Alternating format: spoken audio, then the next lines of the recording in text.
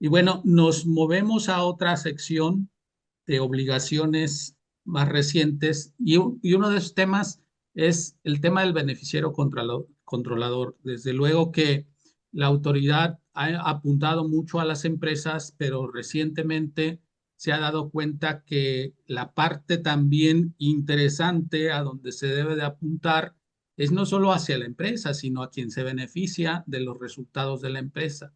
Y ahí ha habido mucha confusión. ¿Qué generó esto? Desde luego, pues todo el tema de, hace rato hablaban del tema de los factureros, los famosos EFOS, ¿sí? Eh, Estructuras que se establecieron en donde se creaban empresas fantasma que no existían prácticamente de papel y que tenían como socios a personas que ni siquiera sabían que eran socios de esas empresas y donde la autoridad decidió apuntar no solo al que es el socio, ¿no? Porque no siempre el socio es precisamente el que se está beneficiando de esto, sino al beneficiario controlador. ¿Qué es en forma específica el beneficiario controlador? El beneficiario controlador representa a la persona física o conjunto de personas físicas que de un modo o del otro, directo o indirectamente, obtiene beneficios derivados de su participación en una persona moral, un fideicomiso o cualquier otra figura jurídica. Ejerce en última instancia derechos de uso, goce, disfrute, aprovechamiento y disposición de un bien o servicio o en cuyo nombre se realiza una transacción o de manera directa o indirecta o de forma contingente ejerce el control de la persona moral, fideicomiso o cualquier otra persona jurídica. Aquí prácticamente sí, lo que te dice el otro día, oye, como bien lo comentabas, Miguel, oye, pues pueden existir gente que son prestanombres. Puede existir gente que a lo mejor o el tipo de figura busca que su involucramiento no esté muy presente en la operación del negocio. Por aquí ya desde un punto de vista muy interesante, lo ponen como parte de la contabilidad, lo cual le da un toque fiscal. Esto va un poquito parecido a lo que es beneficio efectivo en temas de prevención de lavado de dinero, que es más acotado a esos temas, por aquí ya lo hace muy abierto y al momento de ponerlo como tema fiscal, al momento de guardarlo como parte de tu contabilidad, ya lo convierte en una obligación para todas las personas morales, principalmente son personas morales mexicanas y extranjeras que tengan participación en México, de que te digan, oye, quiénes son esas personas y que les tengas que tener la información correspondiente. ¿En qué consiste la obligación? Que es obligación de la persona moral en México obtener y conservar como parte de su contabilidad y proporcionarlo al SAT solamente cuando se requiere. Pero cuando la autoridad lo requiere, pues nada más te da un plazo de 15 días para que se lo entregues con posibilidad de extenderlo por otros 10 días, la información derivada de los beneficios controladores. Tú podrías decir, oye, pues es información muy sencilla que se puede llegar a manejar. Sí. Oye, pero ¿qué pasa si mi empresa es pública? ¿O qué pasa si yo formo parte de un fondo de pensiones? ¿O qué tal si o sea, existen muchísimas situaciones muy particulares que hay que atender, que ahorita por el tiempo no podemos entendernos mucho, pero sí es muy importante este punto y lo señalo bastante porque los efectos de no cumplimiento sí son sí son algo caros. Las multas por no cumplir con la obligación de no entregar la información o de no tener identificado el beneficiario controlador puede irse hasta por 2 millones de pesos por beneficiario controlador. Es decir, si tú tienes una empresa con una operación muy amplia y que tienes la existencia de muchos muchos controladores y no tienes la información disponible a la mano de lo que tú puedes estar presentando, eso se nos convierte también en un dolor de cabeza porque por cada uno que no se ha identificado, que no se cumple con esa obligación, pues son las multas que estamos poniendo de referencia. Entiendo que hasta este momento, Dan, no es algo que debas de reportar o mandar un informe de tus beneficiarios controladores, pero que sí es algo que señalabas que es parte de la contabilidad. Sí. ¿Hay alguna cuenta contable o por qué es parte de la contabilidad? ¿O cómo podemos hacer que esto sea parte de la contabilidad? Quizás no como un reporte, digamos, financiero, pero sí como parte de la documentación soporte que integra tu contabilidad, como lo pueden ser también tus libros legales, que también forman parte de la contabilidad, pero no son tu documentación fuente per se de lo que tú utilizas para la contabilidad, pero lo tienes como parte de tus expedientes de información que tienes a disposición de la autoridad. Y aquí una cuestión interesante es que te lo pueden requerir como parte de un proceso de facultades de comprobación. Ok. Es Entonces, decir, entonces va pegado al 28 de Código Fiscal en materia de qué se considera contabilidad, no precisamente solo las cuentas contables, sino todos los registros y documentos que exacto, se pueden tener. Los contratos incluso son parte de la contabilidad y este así es. documento que se prepara, pues debe de ser parte de la contabilidad y se tiene que tener disponible para cuando la autoridad fiscal lo requiera. Desde luego es un documento que lleva mucha información y que a veces es información súper, súper confidencial y que tiene que saber manejar la empresa, ¿no? No puede estar en manos de cualquier persona. Normalmente se ha discutido ahí si es la parte financiera o la parte legal quien tiene que conservar esta documentación, pero bueno, cada empresa debe definir en razón de cómo controlar sobre todo temas de confidencialidad y tenerlo disponible para cuando la autoridad fiscal lo requiera. Sí, y esta confidencialidad también se da mucho en la participación digamos, de que una vez lo tengas identificado, quién la va a resguardar efectivamente, cómo resguardarla, dónde resguardarla y que se tenga toda la documentación correspondiente a eso. Puedes tú hacer tus análisis porque no nada más esto no identificado al día de hoy, sino que lo puedas tener actualizable, porque por ejemplo, si es una empresa pública que tus accionistas cambian a cada rato, ya hay, digamos, unas guías que hay sacado la autoridad de en qué momentos se puede sacar información para definir quiénes son los beneficiarios controladores. Si bien la autoridad no se ha mostrado una campaña muy precisa de decirte o de empezar a buscar este tipo de empresas, lo que es muy importante es que como y la recomendación que damos, y es que no lo han hecho, es hagan la indagación, investiguen quiénes internamente, tengan documentado, inclusive a través de políticas, la identificación, las autorizaciones correspondientes y la información correspondiente de esos servicios controladores, porque no nada más es la identificación, saber quién es, oye, Dan Gerson, servicio controlador de la firma, ok, pero qué información hay que tener. Oye, cómo funciona tu participación, tu nombre o inclusive tu pareja también te pide información muy detallada de todo lo que todo lo que tú tengas que ver con la operación del negocio que estés siendo beneficio controlador, es lo que tienes que tener disponible.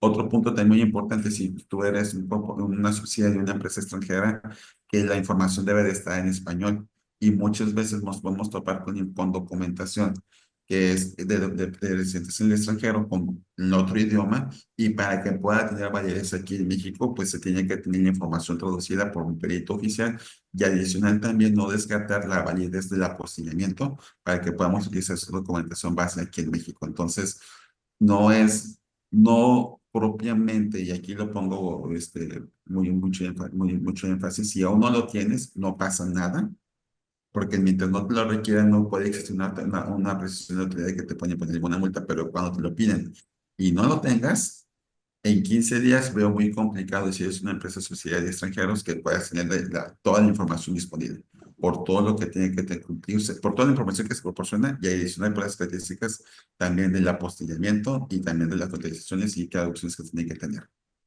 Ahora entiendo que el beneficiario controlador es una persona física forzosamente, es Sí, decir, yo no puedo decir, ok, los socios son la empresa A, B y C y hasta ahí llegar. Tengo que llegar hasta donde está la la persona persona física, que es física. el beneficiario controlador. Exacto, Perfecto. y no nada más puede ser una, puede ser varios, porque inclusive también un punto para identificarlos que si detentan entre el conjunto el 15% de las acciones con derecho a voto de la empresa, también es un punto importante como beneficio controlador. Entonces, aquí la tarea es, ¿ya lo tienes actualizado? ¿Tienes toda la información? Palomita. Tienes resguardo de Sí. información, tienes la capacidad de entregar la información en el plazo de los 15 días con la extensión. Sí, entonces ya digamos, espérate que te llegue autoridad, pero si aún no lo tienes, pues la invitación es a que lo hagas porque los efectos de multas son bastante importantes. Y aquí, pues yo quisiera destacar mucho el uso de las plataformas tecnológicas que nos pueda dar una biblioteca de información muy restringida de quién puede acceder a esa información y ahí ya puedes tener las carpetitas correspondientes toda la documentación que ocupas y como tema de salvaguarda de la información para efectos de que una vez que se llega a solicitar, pues que ya esté listo para poderlo presentar.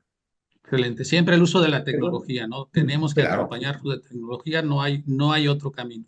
No perder de vista que la autoridad está buscando cómo recaudar más, así que este tema es un tema importante para la autoridad, ¿no? Las multas son muy altas y deja muy suelta la obligatoriedad. Excelente. Bueno, nos vamos rápido, pasamos ahora al tema de esquemas reportables. ¿Qué tenemos ahí en relación a este tema? Sabemos que ya tiene algunos años que está en vigencia y que cada vez desde luego toma más fuerza, ¿no? Aquí, pues, es muy importante. En un principio se pensaban en casi 30, digamos, actividades que pudieran representar la obligación para las empresas que lo implementen de informar a la autoridad. Si tú no le informas a la autoridad, sé que tú llevas a cabo un esquema reportable, la autoridad los va a tener como nulos los efectos fiscales que deriven de la implementación de sus esquemas reportables. Es decir, tendrías no deducible esa Tendrás no operación, deducibles, no acumula, no producir, no acreditarles si lleva IVA la transacción. claro. Entonces, pero pues aquí al final de cuentas la lista se acotó. Son 3 actividades. Yo le pongo 14 porque el último siempre lo que te dice es que si tú haces una actividad para no caer como esquema reportable, también es esquema reportable. Entonces, si por alguna situación muy particular, oye, a mí se me ocurrió cómo quitarnos el 10% del dividendo o alguna característica que de entrada de manera normal ya lo es, pero si haces una actividad para que no caigas como esquema reportable, eso en automático te convierte en esquema reportable.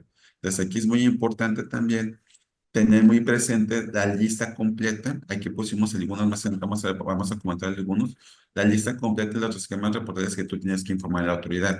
La clasificación es muy importante también porque tenemos un enfoque generalizado y un enfoque personalizado. El enfoque generalizado son, digamos, actividades o actos jurídicos muy generales que pueden aplicarle prácticamente a cualquier tipo de empresa. Y ese práctica en cualquier tipo de empresa. O sea, nada más es que te digo, oye, puedes hacer esto, te digo cómo hacerlo, y ya no atienden ni seas específicas de tu operación, una transacción especial, simple y sencillamente por el hecho de ser tú ese tipo de empresa y que hayas aplicado el esquema, ya lo tienes, lo vas a informar, pero pues esa es la característica nada más tradicional. A diferencia del personalizado, que ese ya es un traje de la medida. En el traje de la medida ya te puedes decir, oye, pues tú eres un fideicomiso de esas características, tú puedes aplicar esos beneficios, tú eres una empresa maquiladora, puedes aplicar esos beneficios, etcétera. Todo ese tipo de consideraciones van etiquetando el tipo de esquema reportable que es. No hay mucha distinción entre las obligaciones una vez que identificas el tipo, solamente la más importante es que cuando estamos en un esquema reportable personalizado, si el beneficio fiscal es menor a 6 millones de pesos, no estás obligado a reportarlo. Solamente es la única excepción que podemos manejar entre ambos tipos de esquemas. Pero de uno o del otro, los efectos de la obligación de reportarlos son exactamente los mismos. Hay que tener los plazos, hay que tener los requisitos, pero generalmente no cambian bastante uno del otro. Y aquí la recomendación es en el sentido de que no nada más es que lo tengas que informar a la autoridad, sino que los números de folio, en caso de que hayas aplicado los esquemas reportables y los hayas informado, también tienes que informar en tu declaración anual del folio correspondiente en caso de que hayas presentado la obligación del esquema reportable. También es una obligación que tú tienes como empresa de estar dando esta información. Y aquí ponemos algunos ejemplos de esquemas reportables. ¿Te interesa uno, por favor? Uno, actos jurídicos que permitan transmitir pérdidas fiscales a personas distintas de quienes generaron. Operaciones con partes relacionadas, eso es muy importante también, que lleven reestructuraciones empresariales en donde se transmitan o concedan bienes o se presten servicios sin contraprestación, también los tienes que informar. Actos jurídicos que eviten la cuestión de establecimiento permanente, también lo tienes que informar. Evitar la atención del 10%, también lo tienes que informar. Diferencias entre una partida contable, entre una partida para efectos contables y fiscales mayores del 20%, también lo tienes que informar. Hay más, pues esos son los más tradicionales que a mí me ha tocado de acuerdo a mi experiencia para que los puedas tomar en consideración. Aquí están ya los plazos. Son 30 días hábiles en ambos casos, pero en el caso del esquema generalizado es a partir del contacto para su comercialización y en el caso de los personalizados, cuando esté disponible para el contribuyente para su implementación. Estos dos son las fechas que varían un poquito en la parte de qué momentos tienes que informar y es la información que te está presentando. Y pues lo que repiten un poquito lo mismo, cuando en el caso de esquemas reportable personalizado, si el beneficio fiscal no excede a 100 millones, no es necesario que se reporte. Muy bien. Me llama un poco la atención el tema de separar aquellos personalizados y no personalizados en cuanto al reporteo por el límite del beneficio. Eh, ¿Qué pasa si es un esquema generalizado y el monto no excede los 100 millones? ¿Tendría que reportarse entonces? Sí, tendrá que reportarse también, porque nada más, digamos, la excepción de no reportarle en función del beneficio fiscal solamente aplica para personalizados. No sé por qué hicieron la distinción de uno y del otro. Yo hubiese pensado que al ser generalizado es más común o más conocido por el gremio de asesores que pueden estar surgiendo este tipo de planeaciones. Sin embargo, de un modo o del otro, pues la autoridad lo quiso manejar así y pues hizo nada más darle excepción a los esquemas reportables personalizados. Ahora, ¿se refiere esto a casos en donde hay una asesoría externa? ¿Qué pasa si el esquema surge o la estrategia, como se le pueda llamar, surge internamente? Sabemos que hay empresas que cuentan con equipos fiscales muy sólidos, que tienen el conocimiento también para poder implementar este tipo de esquemas. En ese caso, también están sujetos a este reporteo. Sí, porque la obligación no es de las...